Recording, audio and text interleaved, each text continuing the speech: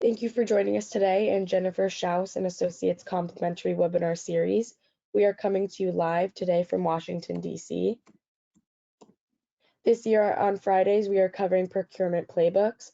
We will take a deep dive into doing business with federal agencies and departments with our panelists. On Wednesdays at 12 p.m. Eastern, we will cover the FAR supplements or procurement regulations for the agencies and departments. Fridays, we will cover the business development and marketing aspects of these same agencies and departments. The full schedule, the sign-up links, and the recordings are on our website. We would like to take a moment to thank our sponsors. The Virginia PTAC at GMU offers free one-on-one counseling in firms in Virginia on federal, state, and local procurement topics. Online resources and group trainings are free with no restriction on business location. If you are interested in learning more, please use the links provided to explore what PTACs can offer. And a special thanks to our sponsor, the Federal Business Council.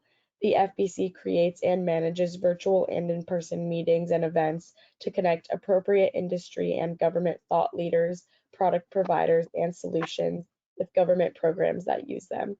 The FBC works with mission-specific programs for a variety of agencies to connect government and industry in the form of in-person and virtual conferences, training events, policy dialogue, and outreach.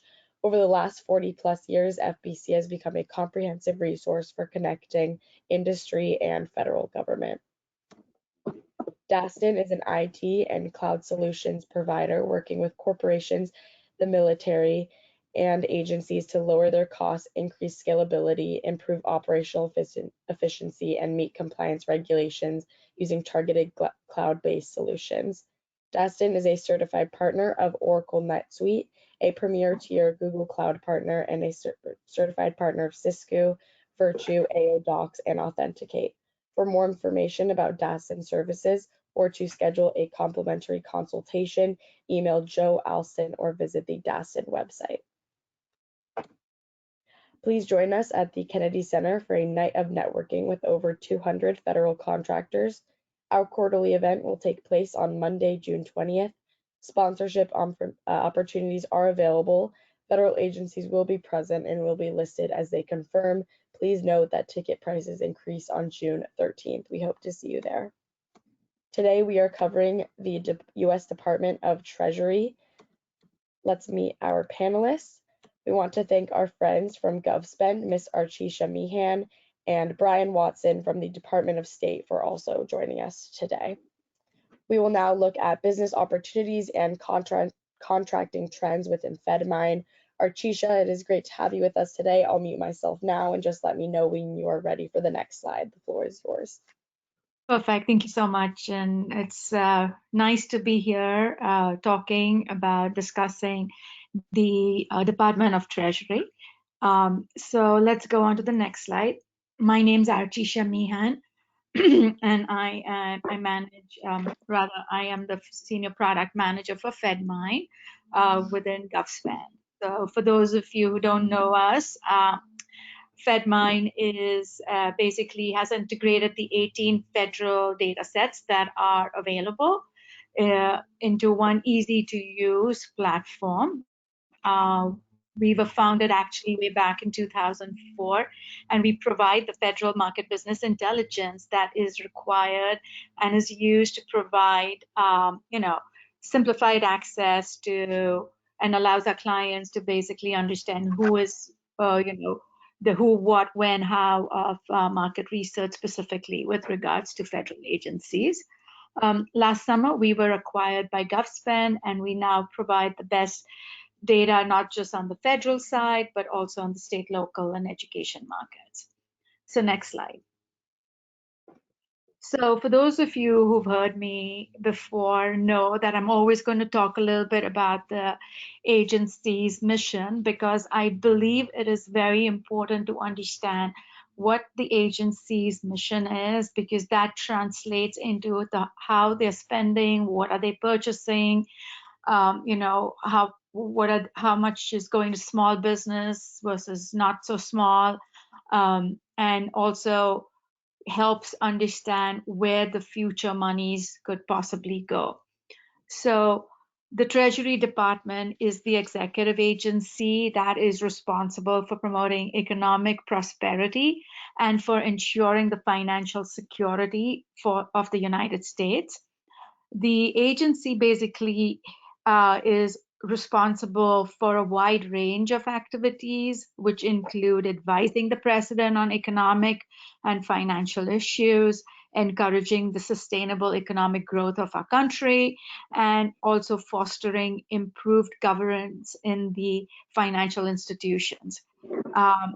The agency actually operates and maintains the systems that are critical to the nation's financial infrastructure, including the production of coin and currency, the disbursement of payments to the American public, revenue collection, and also borrowing of funds as needed to run the federal government.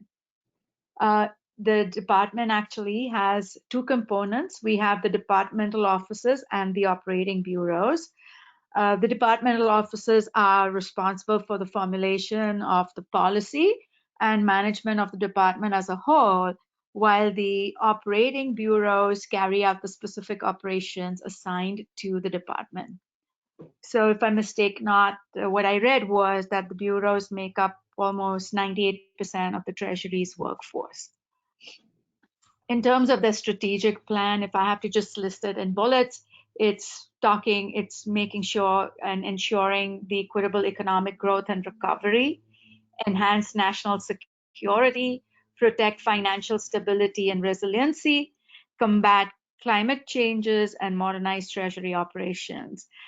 And all of this is what we will see, in spending, what we will look as you start going through the budget. This is where you will see all the funds being used. So always important to understand the mission as well as then the strategic plan.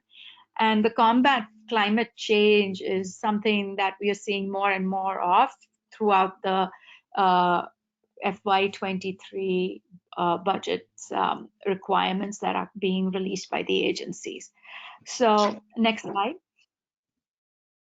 So, we did go over this, but just breaking it out even more, the Department of Treasury, their functions include, all of these, whether it's supervising the banks and thrift institutions, or, enforcing the federal finance and tax laws that we all know about. These are all some of the functions that fall under the Department of Treasury. So next slide. So how did the agency spend or award contracts? Fiscal year 2021, the agency actually awarded close to $10 billion to 3,400 companies, an increase of about $3 billion over FY20. You can see that United States Mint and the Treasury and the Bureau of Engraving and Printing have seen the most growth. Typically, this is where you would use a platform or use the federal contract data that's available to drill in more into the details and sort of dissect each of the bureaus and understand what is happening in terms of the spending and where is the increase.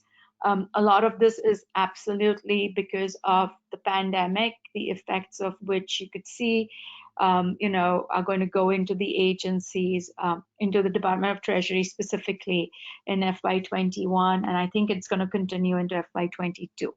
So next slide. In terms of overall Treasury, our top primes do include Coins and Things, Crane and Company, companies that are doing work mainly for the Bureau of Engraving and Printing, where I think it has to do with the printing and manufacturing of our currency. But you also see companies such as Deloitte in the top prime contractors list. In terms of place of performance, we do have Massachusetts, Virginia, Maryland, DC as our top place of performance or top states. Next slide. In terms of your NAICS codes that are being used, and I always like to see NAICS codes and PSC codes because the NAICS codes are really a good overall grouping of all the of understanding how an agency is purchasing. So in this case, you could see we do have the top NAICS will include the metals and computer-related NAICS codes from as also paper. But when you start breaking it into PSC codes, you now get a much better understanding, and you might see a little more mix of other types of services, apart from just looking at your precious metals. So always pay attention when you're doing NAICS analysis. Also make sure that type of work is looking at which NAICS PSC codes. So next slide. So when we start looking at, the contracts that have been awarded as small business contracts, we have almost $4 billion that was awarded to 2,316 companies. I want to say that it's almost 40% of the contracts awarded by the Department of Treasury went as small business contracts, which is amazing, and it's always great to see.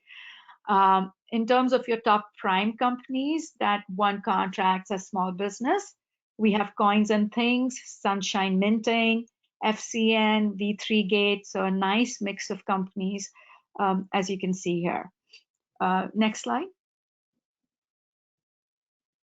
Looking at how were these contracts awarded, it's again, in terms of set asides, we do have a large portion that got awarded as small business set aside, but also you will see 8A sole sources, as also SDVOSB, HubZone, and women-owned small businesses. Again, you've heard me say this, I'm always thrilled to see more and more contracts being awarded across agencies as women-owned small businesses or sole sources. Going back 3-4 years, you could see, you wouldn't see them right on the top 10. So it's always encouraging to see that. In terms of your top NAICS codes that are being awarded as small businesses, we again have our metals, but we also have our computer programming and software publishers, facility support services, a little bit of construction, and then, of course, administrative and management services. So again, a nice mix of NAICS codes. Next slide.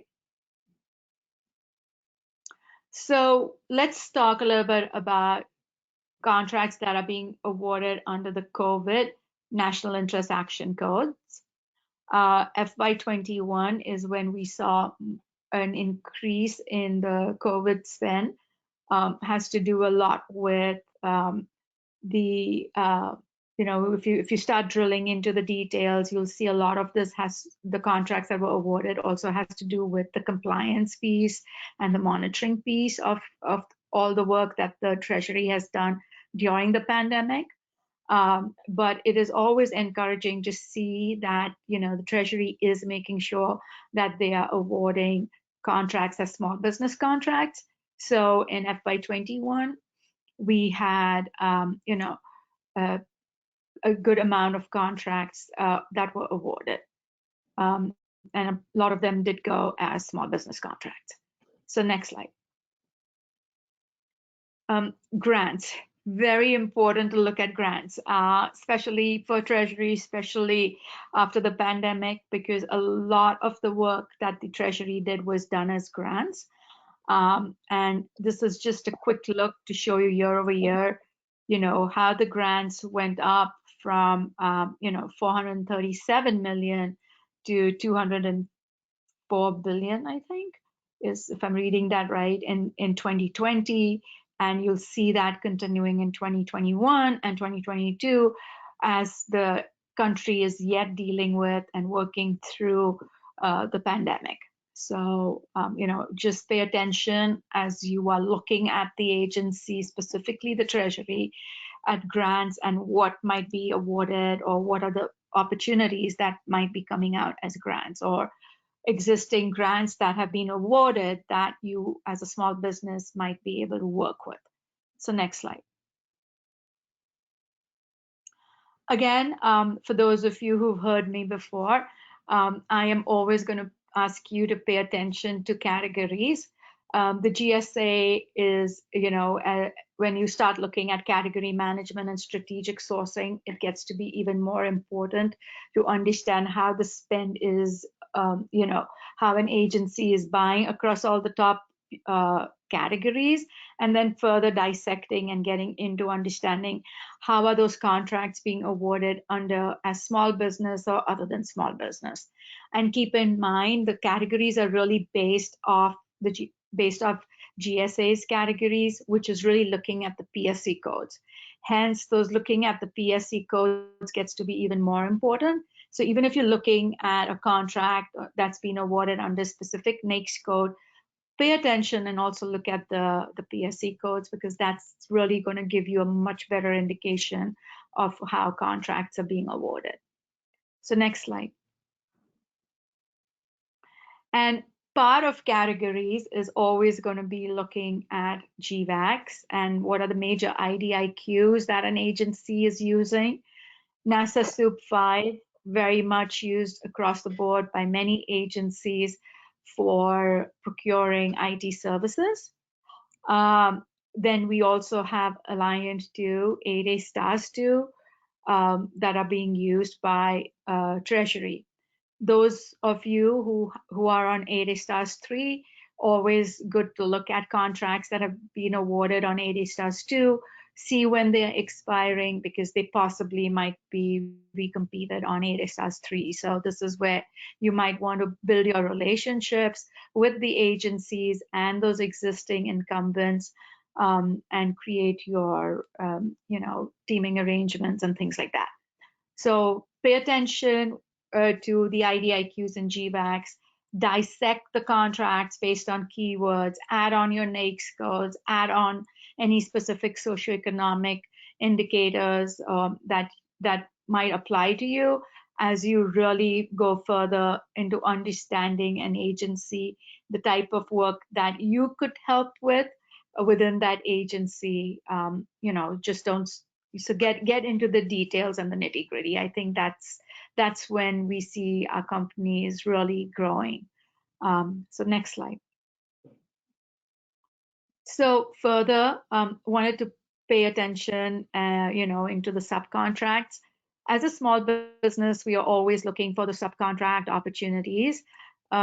Just as last year, and this data is coming from USA Spending, which gets it from FSRS.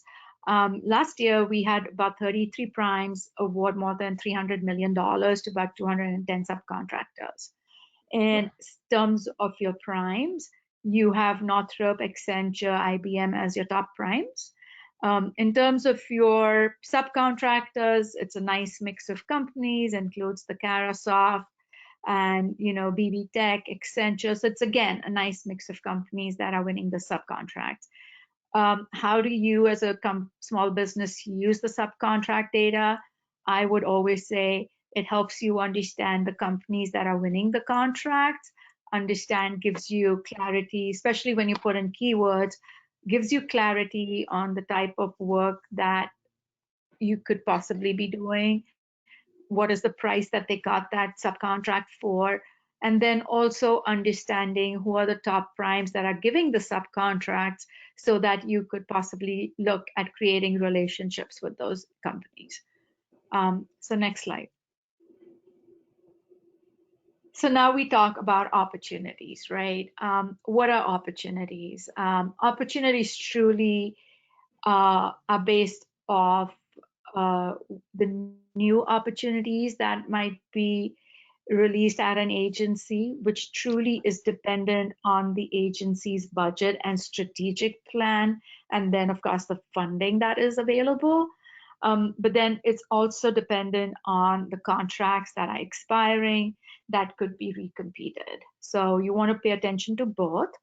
And where do you get this information? So I'm going to encourage everyone, if an agency is of specific interest to you, pay attention, go into those budget documents to get a better understanding of what it is, because there is so much of information that can be used. look at those pre-solicitations and source of sort notices that get released in sam.gov, because this is the agency's way of understanding what new solutions could be there. And I know the Treasury and the IRS does a lot of that. The market research to improve and get more technology and understand what are the new solutions, new technologies, things that are out there. And also, it's also a way for agencies to do their market research. So you do want to pay attention to those, save those separately, add on the keywords, or just do broad searches, pay attention to the industry days that are coming up. These are all things that you want to pay attention to, attend, and get information. And then, of course, want to create those expiring contract searches based on what you do, especially if you are in IT or administrative services that get recompeted. Looking at those expiring contract searches filtered by, the keywords, or if you're on a specific type of IDIQ, filter them to that degree that gives you the most detail, and use that to create your relationships with those existing primes, with the agencies. Again, the Treasury has an amazing small business office, so work with them too. So I always want to encourage that. So let's look at, next slide. So let's look at what's out there. Also pay attention to the Exhibit 53s. This is where you will see the major IT programs that an agency has funded and, budgeted for. So this is just giving you a quick look at your top programs within the Treasury. Again, use keywords to get a better understanding of what might be out there. And then you want to look into drilling into details and see who are the incumbents on these specific programs that have already got the contracts, so that maybe you could work with them. Next slide. And then you want to get further into those Exhibit 300s. I love the Exhibit 300s because they give you so much more information. You see things like the program manager information. You get a better understanding of how that specific investment is performing. You see the CIO's grade. So there's a lot of information that you will see in the Exhibit 300s. So if you are in the IT industry, pay attention to those Exhibit 53s and 300s. Next slide. So then further getting into understanding, the contracts that are expiring. I have close to about $3 billion in contracts that are expiring in the next 12 months that were awarded as other than small business. Top primes, where the contracts are expiring include Verizon, Unisys, Dell, Deloitte and Touche, Booz Allen. So again, good mix of contracts and services that seem to be on these. So pay attention to that. Next slide.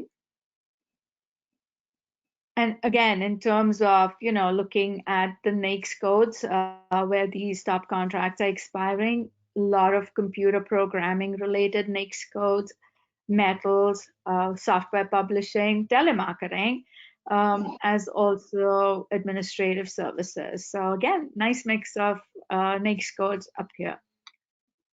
Next slide.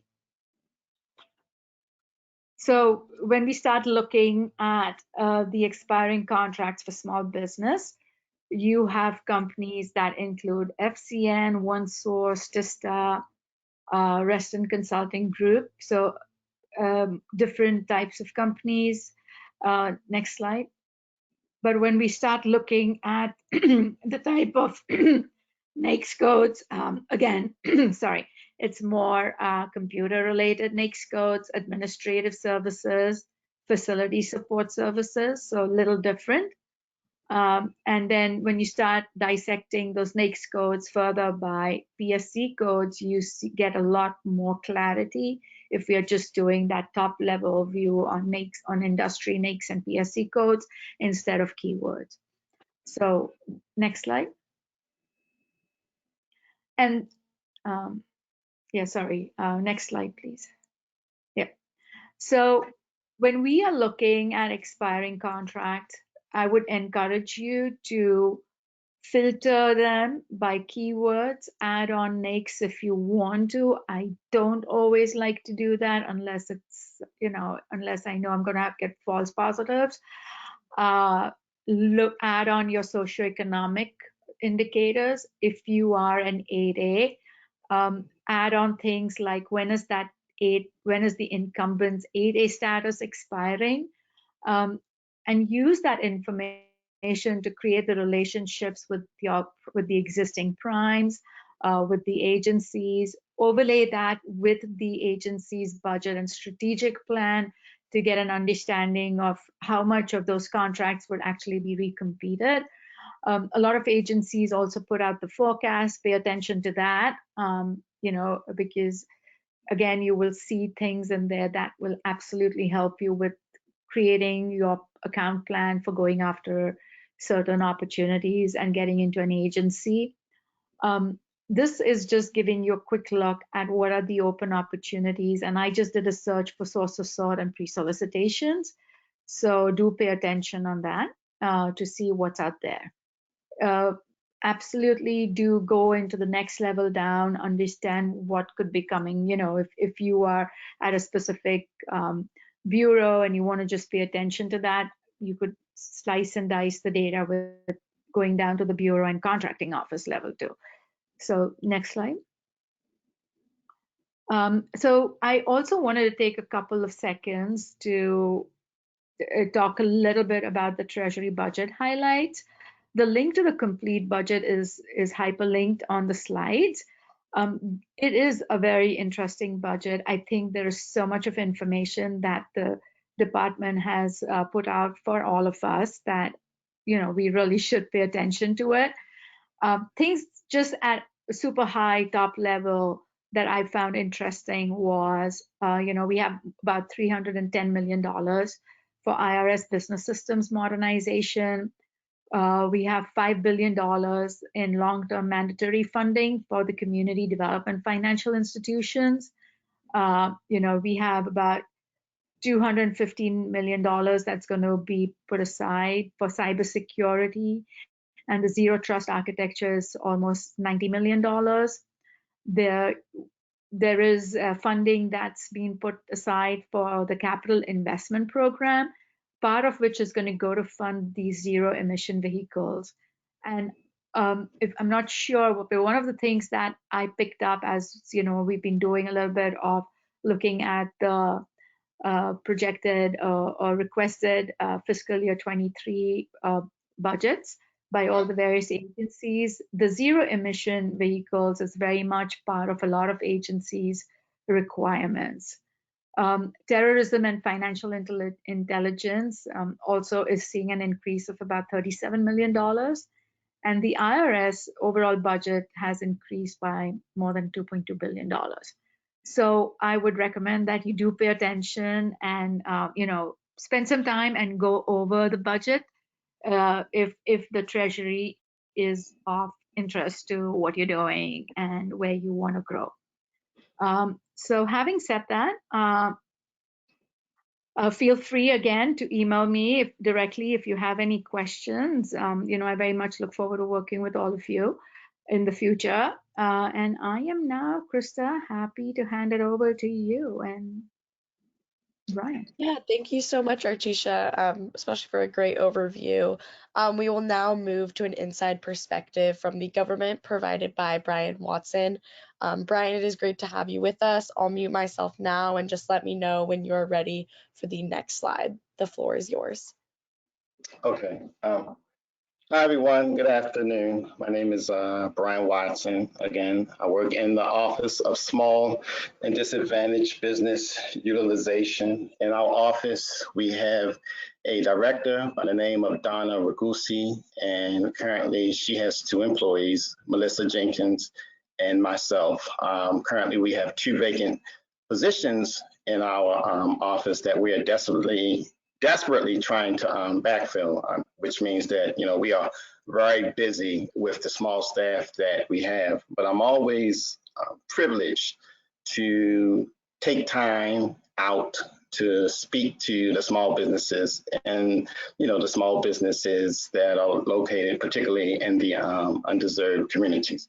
And the reason why, and I'll briefly like to say that, you know, when I was a young boy growing up, I used to often watch my dad, you know, run his small business. And today my dad is still running his small business as a minority in the inner city of Baltimore. And through him running his small business, he served as a pillar in the community. And he was also able to help 5 children, one including myself, to go to college and have, you know, successful careers. So when I say that I understand that small businesses are the backbone of our communities, I really understand that.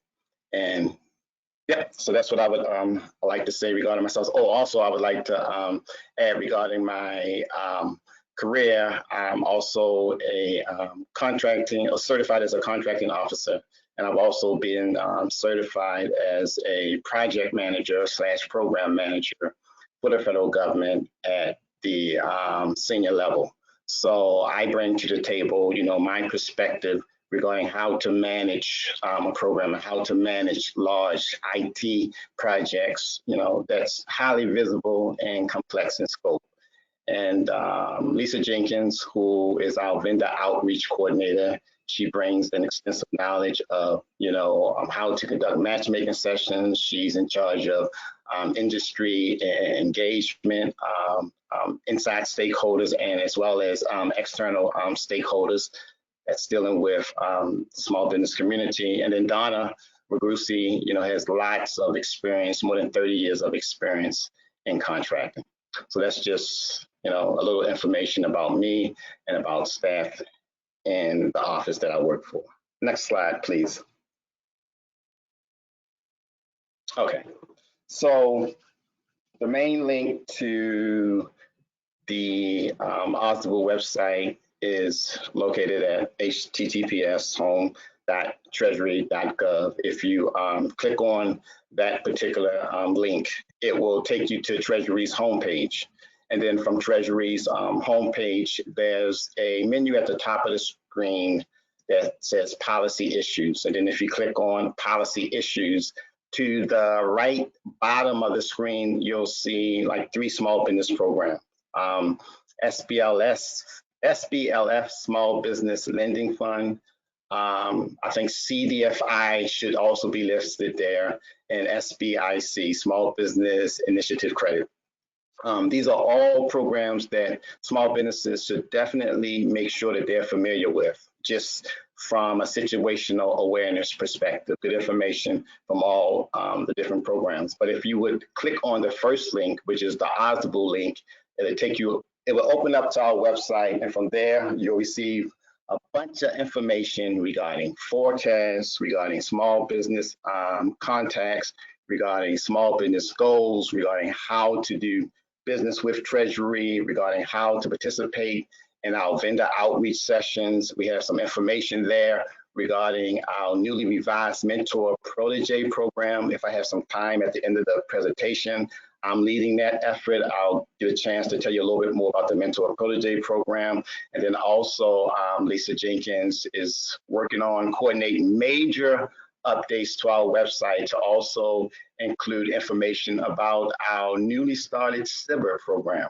Small Business Innovative Research Program. If any of the small businesses that are listening in today happens to be a Sba, please make sure you reach out to Lisa Jenkins and let her know as we continue with those efforts. So next slide, please. Okay, link to the acquisition forecast.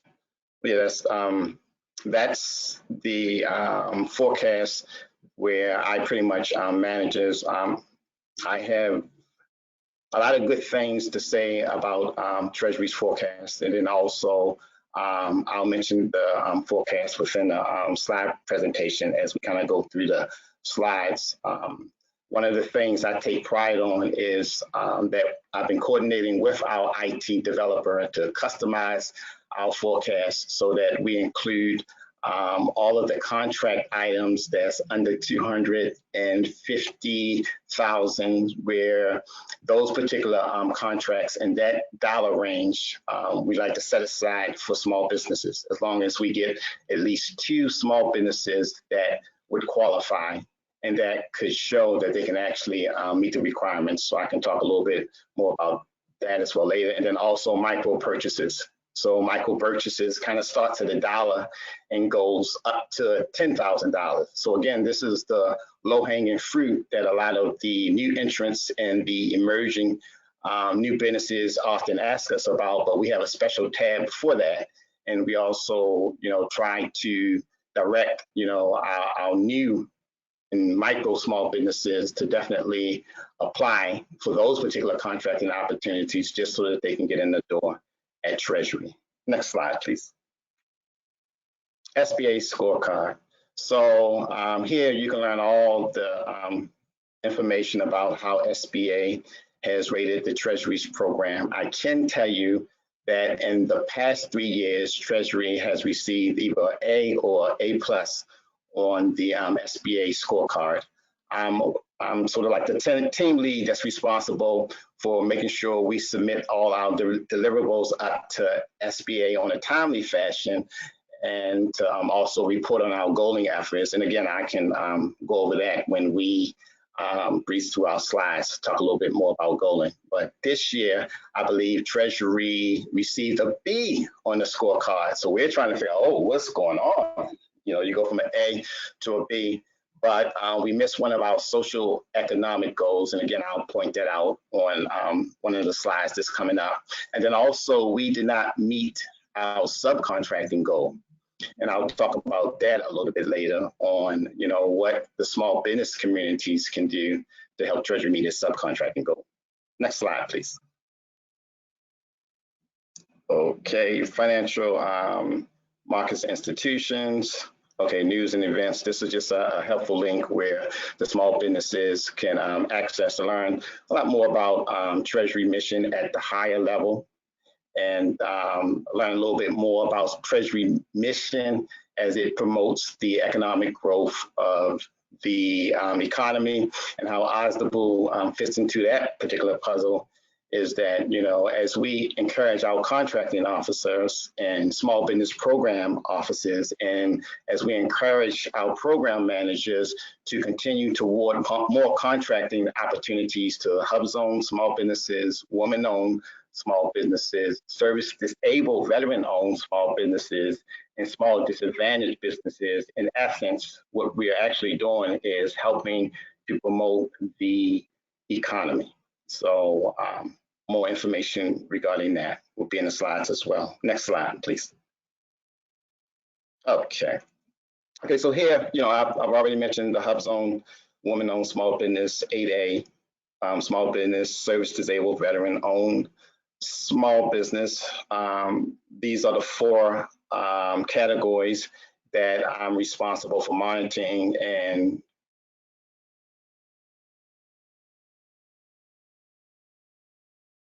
doing whatever it is I can at my level to help Treasury meet its small business goaling. There's another particular segment of the business sector that I like to mention here under Executive Order 13895, advancing equity to small businesses located in underserved communities.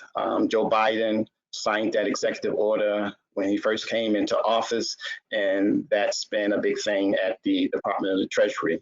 Because in addition to the small disadvantaged business, now we take a step down into the communities of minority businesses located in underserved areas. So we already know certain things right out the gate, that there's barriers. We know that many of these businesses just do not simply know how to apply for federal government opportunities. And we know many of these businesses will need resources to ramp up and to get an understanding so that they can collaborate in efforts to apply for, government opportunities. So Treasury has developed, procurement equity councils, we develop project teams and working groups, all with the focus on how do we reach those small businesses located in communities where it seems that people are less caring. So, and then again, I can also, touch upon that a little bit more in the next slides. And then also here,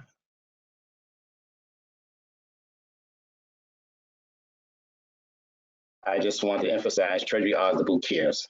We're committed to achievable results for equity to small businesses. And I can say that, the staff that we have in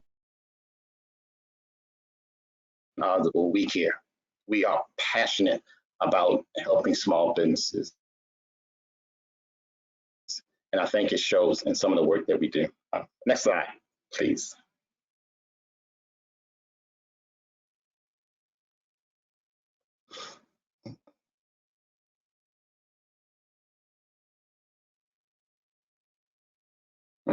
Next slide.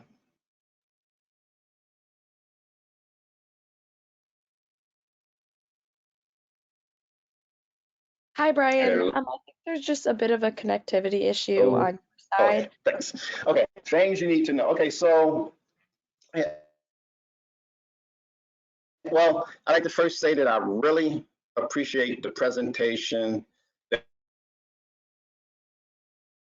was given earlier. She talked a lot about how to navigate through the system to see if you the system has all businesses, drill down. Hello? Oh, it would also help you to drill down to get additional information regarding acquisitions and maybe the program offices and maybe people that can actually tell you about the requirements. Appreciated that. Here, but I just wanted to, you may be experiencing network connection. Can everybody still hear me? Hi, Brian. Can everybody still hear me? Yeah, I can hear you. It's just cutting in and out. Okay, I just wanted to make sure because. Oh, good. Oh man, I'm so sorry. Okay. No, don't worry about it. I'm not sure why that's happening. Okay. Okay, so I'll just continue to go through the presentation. If there are any tremendous gaps, I'm willing to give it over again and again, meet with any of the participants by setting up my own Zoom meeting and talking about the presentation. So let me continue to move through the presentation. These are just things you need to know. Small Business Act. I strongly recommend, the small businesses to take a look at the Small Business Act, executive order. I mentioned that early, 13895, and the other executive orders, and OMB memo on small business matters. This is very important.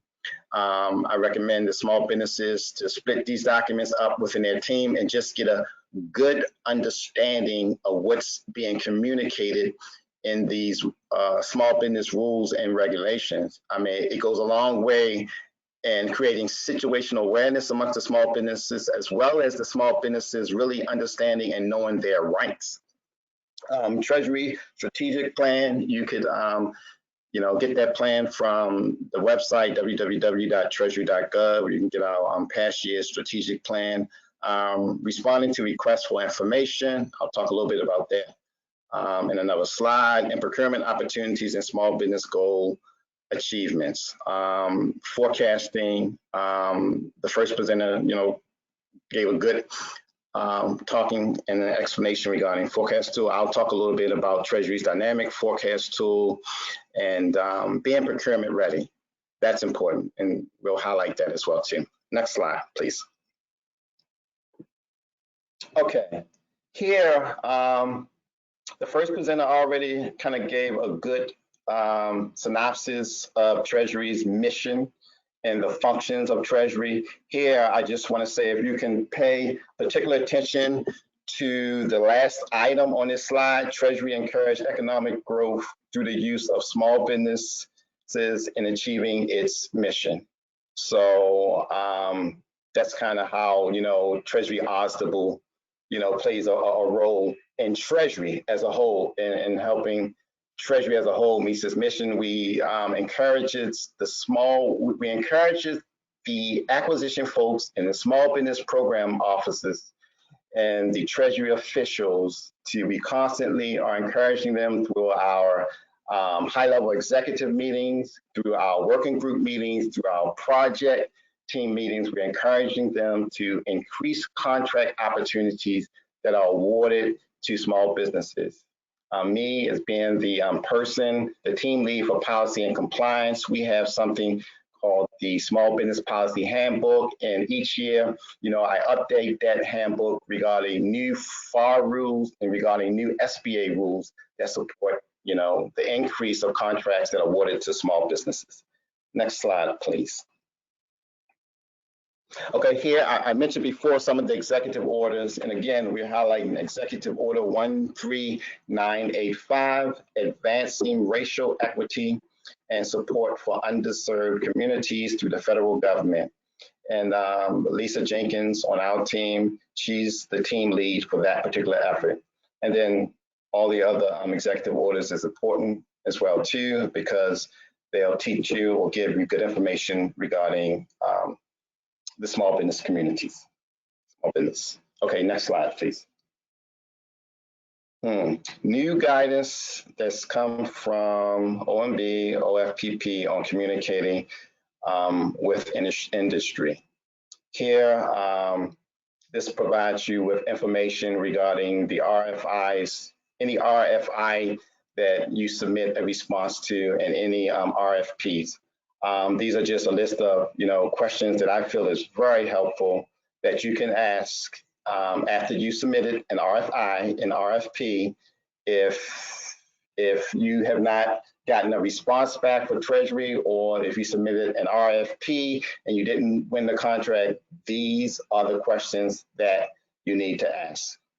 And next slide, please. And then one of the things I just want to kind of add that, it's very important when the small businesses start to communicate to the small business specialists, the contracting officers, one of the members of the Osdable team, the procurement center representatives. It's very important that you be polite, professional, but definitely be aggressive.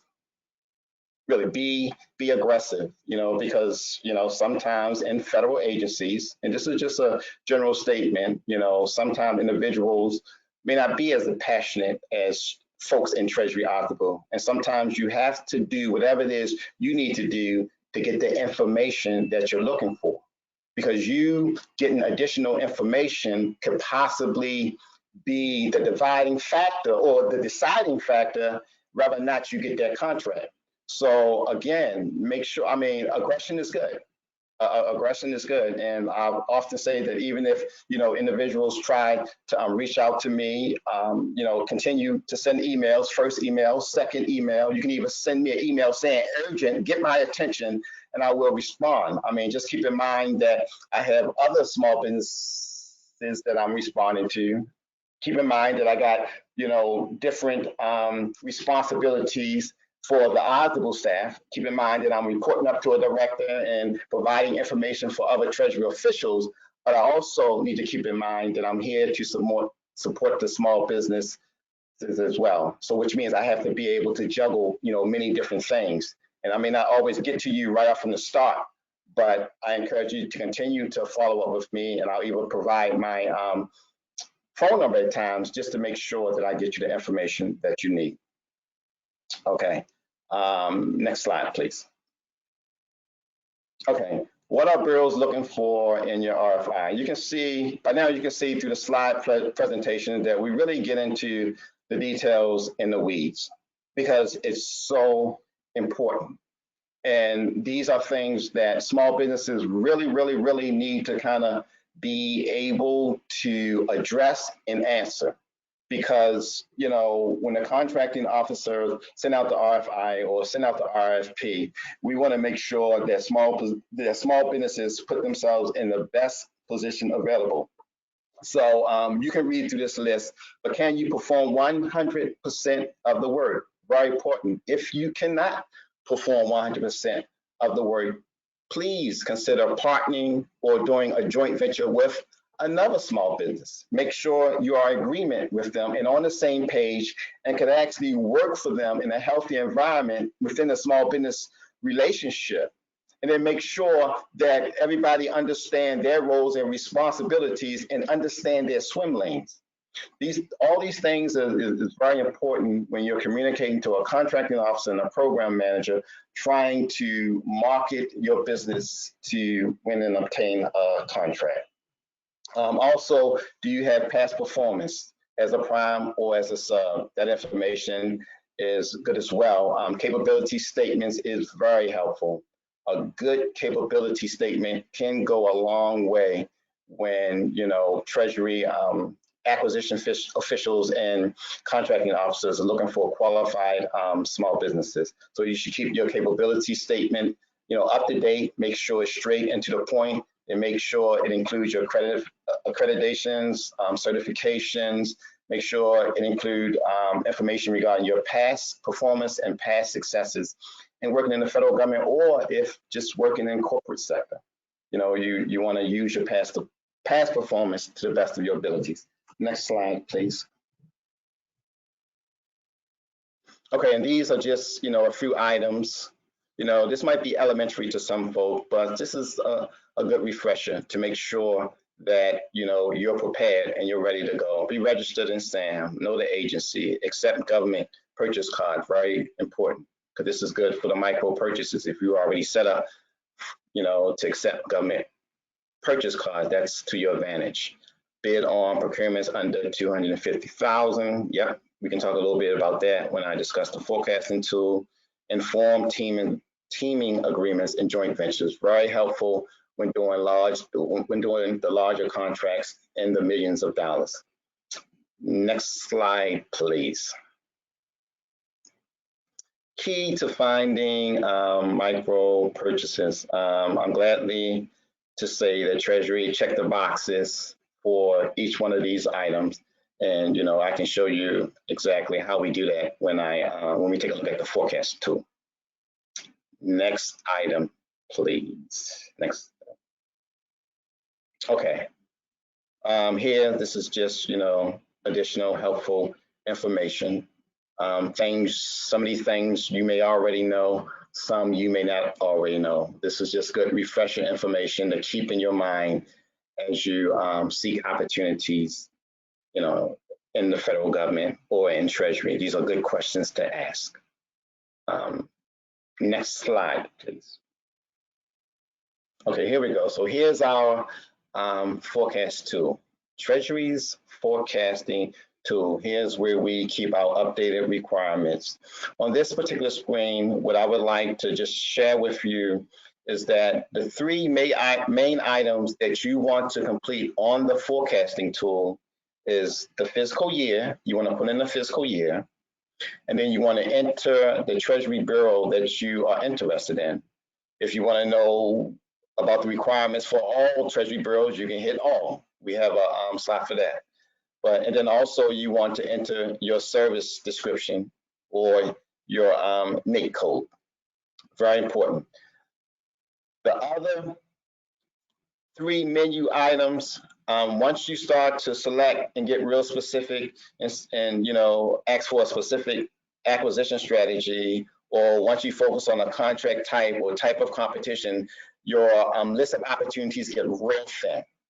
So what I recommend that you just fill in the information for the first three items, and then you should get a whole bunch of opportunities. And then from that, then sort through exactly, which opportunities that are of interest to you.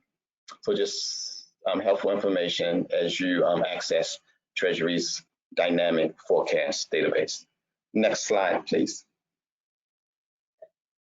Okay, so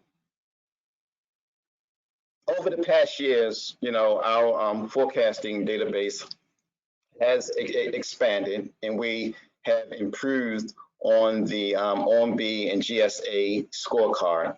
One of the reasons is because each time when I take a look at the forecast, I check to see what would be helpful for small businesses. So over the past couple of years, we added a new tab called Micro Purchase Under 10,000. So now small businesses can go right to this, tab and see our micro purchases that we have in Treasury. I've also added a simplified acquisition threshold tab between 10,000 and 250,000. These are the contracts that typically are set aside for small businesses. So again, small businesses can, have a direct access to this information. And then over the past couple of years, we developed a COVID-19 tab. Even though it wasn't used that much or that often, we had that tab available for small businesses to check to see if there were any new opportunities that were related to COVID-19. So, currently on our scorecard, we received a, fair rating from the Professional Services Council. And this year, I'm going to add a few updates to see if our rating will go from fair to good. But definitely, this is a work in process, but it's a good tool to use. Next slide, please. Okay, top 10 existing awards. This is additional information that if you drill down, you can locate on our forecasting tool. The reason why I like this particular section or these charts is because, it gives you the top 10 existing awards or the top 10 contractors. And when you have those top 10 contractors available, that means that you can actually reach out to these prime contractors to see if there's any subcontracting opportunities that may be available on existing, contracts. Well, some of the small businesses may say, well, Brian, if they already have a contract in Treasury and they've been on a contract for years, well, then they already have the subcontractors, right? But that does not mean that the subcontractors relationship and the prime contracting relationship is still good. And so what I'm saying is that if somehow you can reach out to the primes and, share with them some of the services and products that you provide, there may be some interest from the prime to bring you on board in future contracts. I mean, this is stuff that like really happens in real life, but this is just, small businesses looking at different approaches and different ways to, secure opportunities, with a prime contractor in the federal government. So, yep.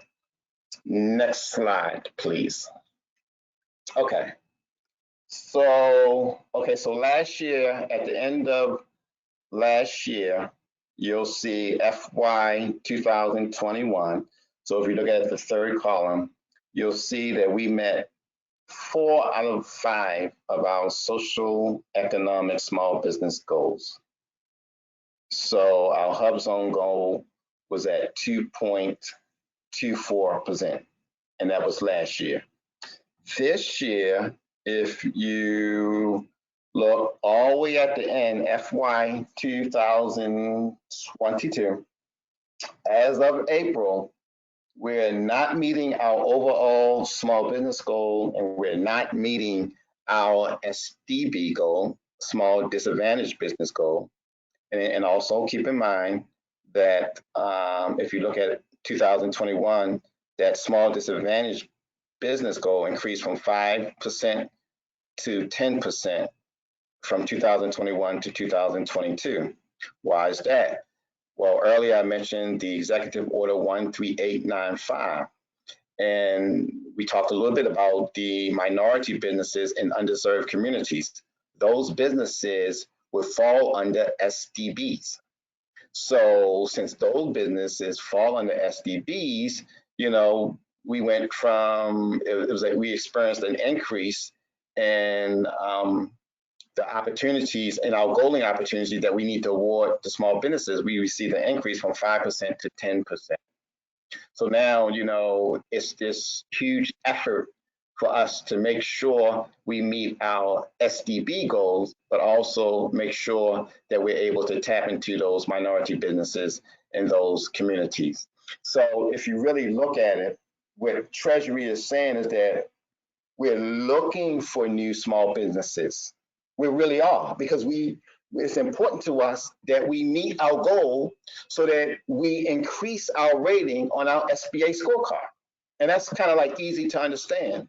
Small businesses are saying, okay, Treasury, we are really looking to do business with you. I mean, we want to do business with you, Treasury. So it's like, how do our need meet the need of small businesses? Well, what I can tell you is that when the opportunity presents itself, because if you do the right things, the opportunity will present itself.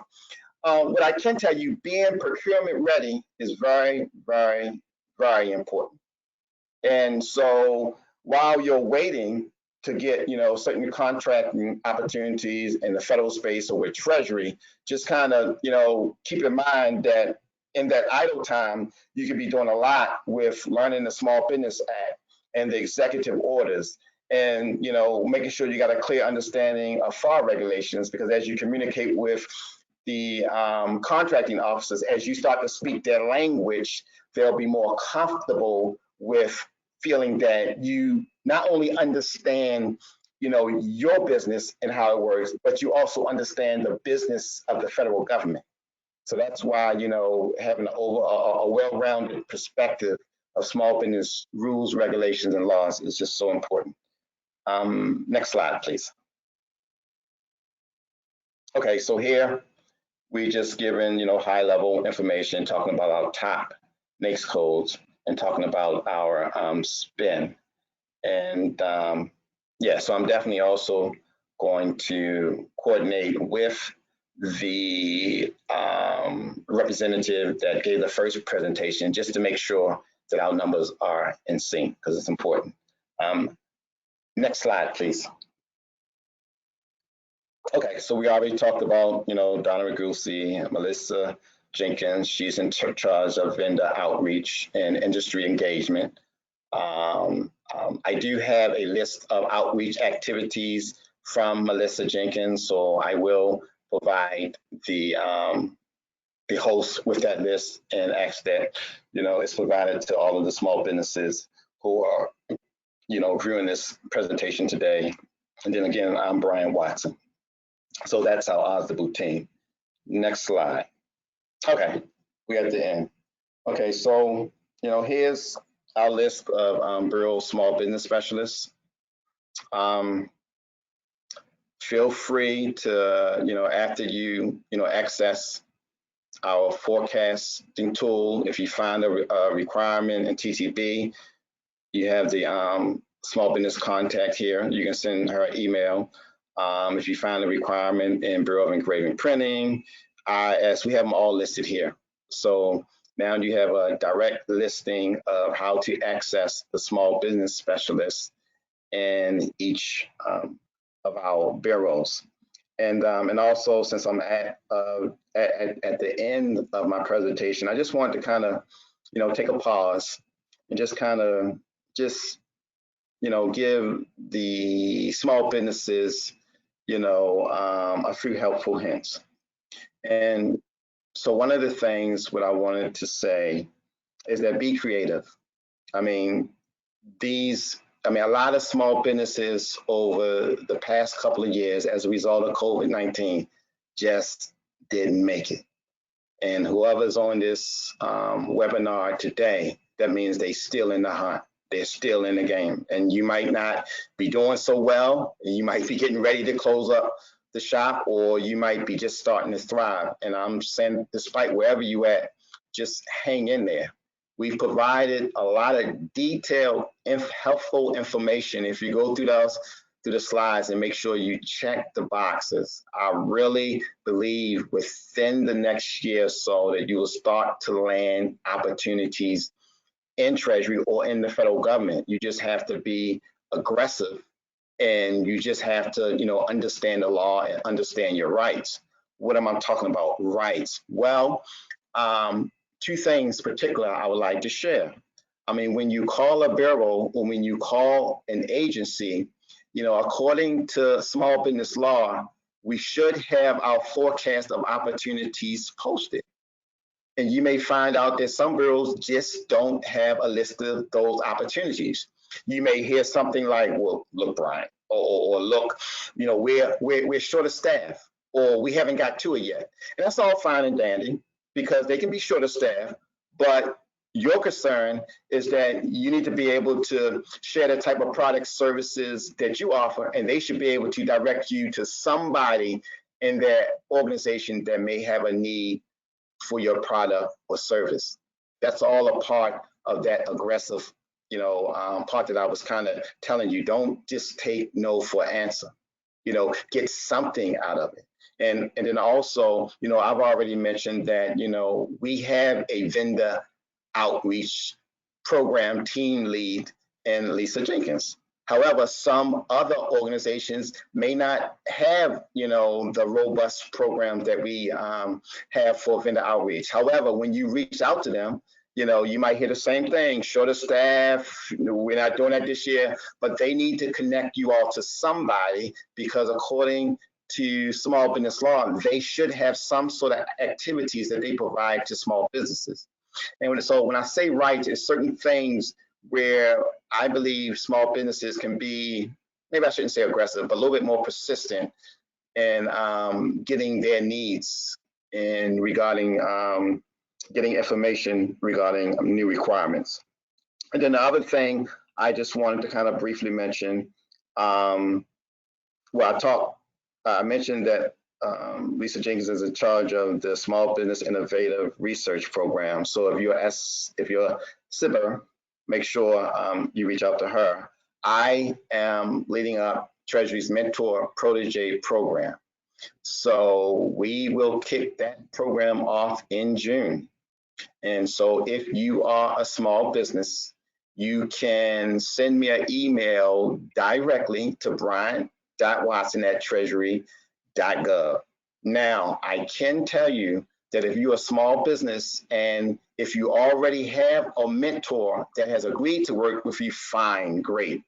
But typically when small businesses are sending me email messages, they're asking me to find a mentor.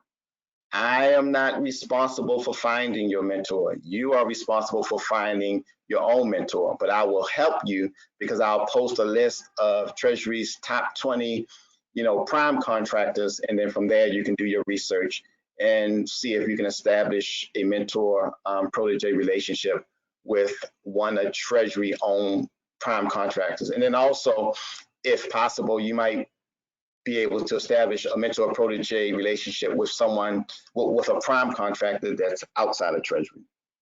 So I wanted to kind of share that with you. So we talked about rights. I talked about being creative. And then finally, I just want to kind of do a recap. So, how to do business with Treasury. So, when you log onto our website, number one, register into our vendor outreach portal. We have a system called e-capability system. Make sure you register your business there. Eventually, that system is going to be bumped up to be called Treasury's Market Research Tool, in which we would have our contracting officers actually log into that database to learn more about the small businesses who are interested in Treasury. So register your business via the e-capability system tool out on Treasury's public website. I'm going to provide Krista with a list of upcoming outreach events, after today's session.